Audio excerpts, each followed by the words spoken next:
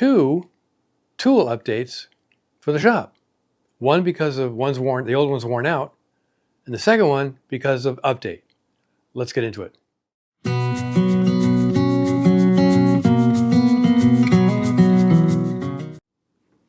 Hey, welcome back to the shop and the channel.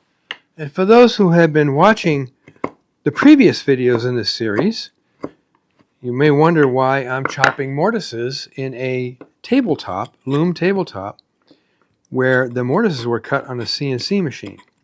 And therein lies the tale. So we've had the CNC machine for a long time.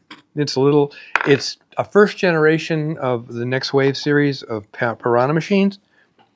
And so the best way to put this is it's worn out. Take a look at these pictures. These are pictures of inside the mortises I'm chopping up right now. And you can see the steps where the bit didn't maintain the edge correctly. And this one here looks like a dog bone. Yeah, I got other pictures I can show you later. But I've been working with Next Wave, and really not getting any answers. Or they can't figure it out. And I think I figured out it's just worn out. I mean, it was a first generation. It's not aluminum gantries or anything like that. It's a thick 3/4 inch, very high density plastic for all the parts. And there's very little give of any, but there is give. And over time, it's gotten worse. When we first got that machine and we're cutting stuff on it, the stuff came out beautiful. Now, not so much. So I'm here cutting mortises. Actually, I'm not cutting mortises. I'm cleaning the mortises up for the parts that need to go into them so that they fit snugly in there and all the way down. So let me show you, let's take a look at the machine and kind of give you an idea what I'm talking about.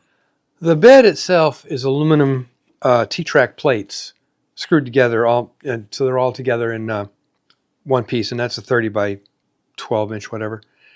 But these parts here, and here, and here, and here, and here, and here are made of this high density plastic I was talking about. There's one aluminum plate back here that this bolts into, but there is flex and movement in the system. You can see that in the camera. That's nasty flex. No matter how I run the feeds and speeds and the depth of cut and all that kind of stuff, I'm getting that result now.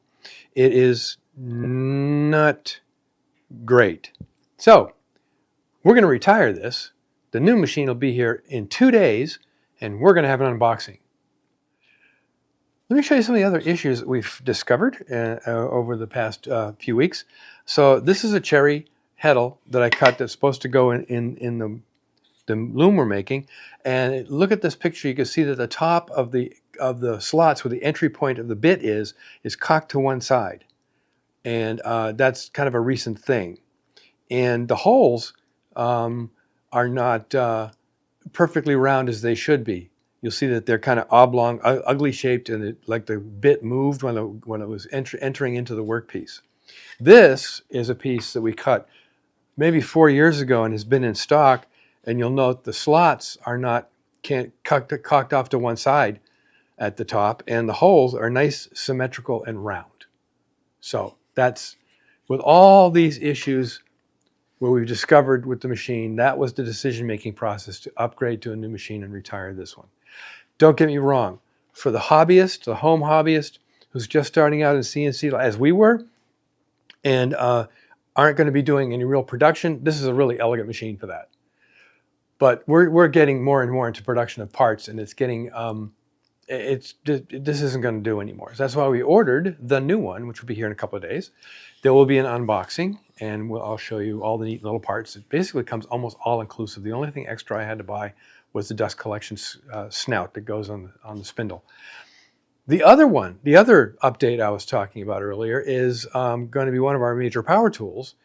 And those parts are actually going to be here today, but I'm going to put those aside in lieu of getting the CNC up and running and assembled and all that kind of good stuff and tested and whatever. So 2 machines, new CNC, upgrading an old machine.